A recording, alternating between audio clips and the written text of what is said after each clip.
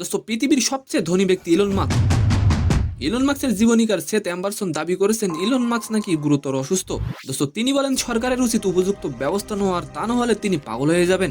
And second নিউজটি থাকবে দোস্ত চোটের কারণে বেশিরভাগ সময় মাঠের বাইরে থাকতে হয়েছে নেইমারকে। তবে দোস্ত ব্রাজিলিয়ান তারকা মাঠের বাইরে থাকলেও মাত্র 1 মিনিটের জন্য পেয়েছেন 30 কোটি টাকা।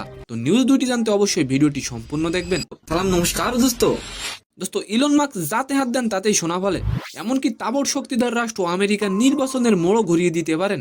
দোস্ত এবার সেই ইলন মাস্ককে নিয়ে চাঞ্চল্যকর দাবি করলেন তারই জীবনীকার সেথ অ্যাম্বারসন। দোস্ত তার দাবি মাস্ক গুরুতর অসুস্থ। ইলন মাস্কের জীবনীকার সেথ অ্যাম্বারসন এক্সে দাবি করেন গত 2 বছর ধরে তিনি ইলন মাস্কের আচরণবিধির উপর নজর রেখেছেন। ইলন মাস্ক নিজেও নিজের মানসিক স্বাস্থ্য নিয়ে সমস্যার কথা স্বীকার করেছেন। দোস্ত সেথ অ্যাম্বারসনের দাবি ইলন মাস্ক উন্মাদ হয়ে যাওয়ার পথে এগোচ্ছেন। দোস্ত ইলন মাস্কের আবিষ্কার আপনার কেমন লাগে অবশ্যই কমেন্ট করে যাবেন। মানসিক অসুস্থতার কথা স্বীকার করেছেন ইলন মাস্ক। সেথ আরও বলেন মাস্কের ব্যক্তিগত সংগ্রামের মারাত্মক ফল ভোগ করতে হতে পারে আমেরিকার জনগণকে।